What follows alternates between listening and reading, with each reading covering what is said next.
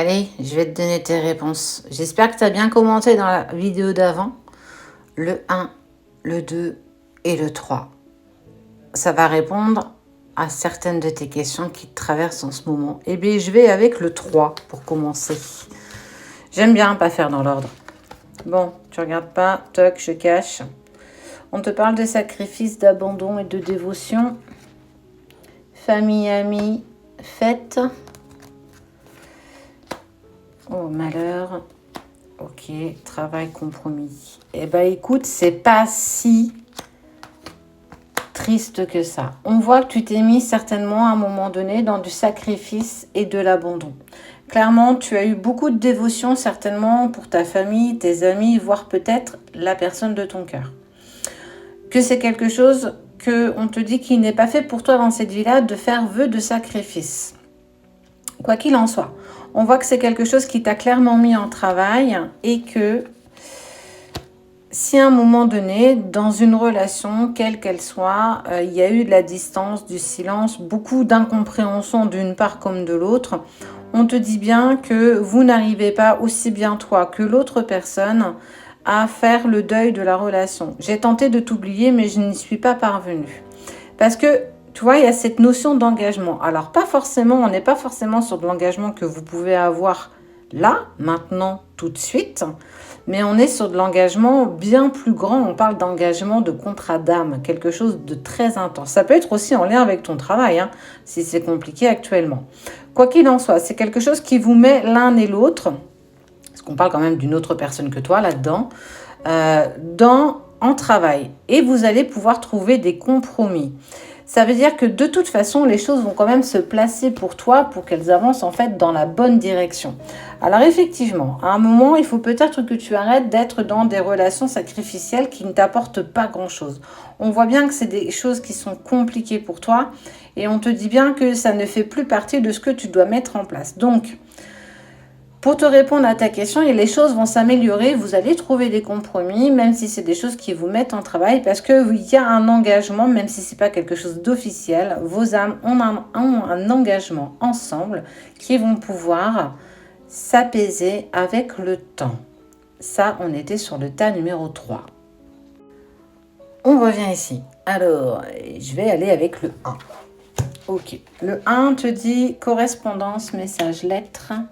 Beauté naturelle, féminité. Donc là, on parle de toi. On parle que tu es en train de redécouvrir ta beauté initiale, ta féminité, mais en fait surtout l'intérieur. On sent que tu as mis des choses en place. Un peu comme si tu lâchais prise. Cette notion, cette semaine, je crois qu'elle va être mise en avant.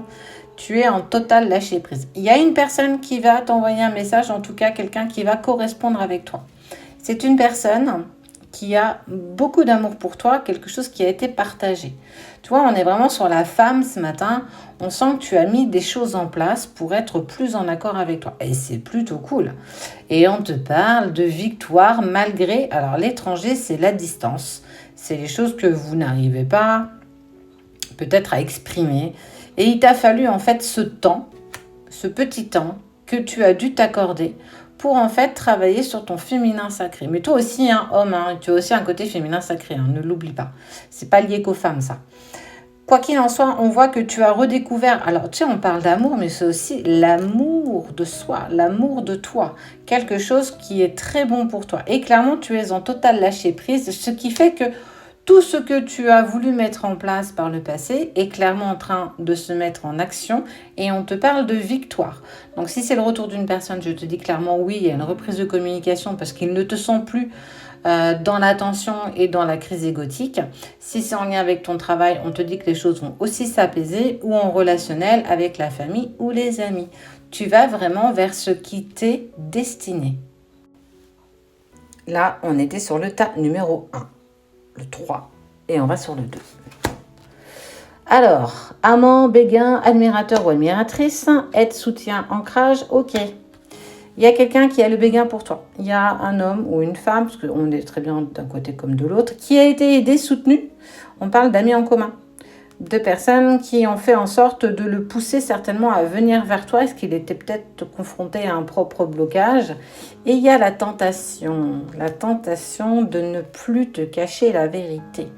la tentation de venir enfin te délivrer ce que j'ai sur le cœur. Ah, c'est plutôt quelque chose de positif.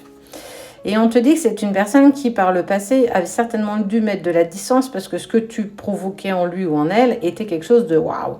Je ne l'ai jamais forcément ressenti et ça m'a mis clairement dans l'inconfort. Il s'est renseigné avec vos amis en commun, ta famille, ou du moins, il y a des alliés qui sont venus l'aider pour savoir comment t'aborder et surtout comment oser te dire ce que je ressens pour toi. On est plutôt pas mal. Et toi, on te dit qu'en plus, tu vois, il y a le miroir magique. Tu attires à toi ce que tu es. Est-ce que c'est pas une personne justement que tu vois? Moi, je vois pas forcément qui ça peut être, mais en tout cas, on te parle d'un vrai admirateur ou admiratrice. En tout cas, on te parle que cette relation est clairement faite de fougue, d'attirance, d'alchimie.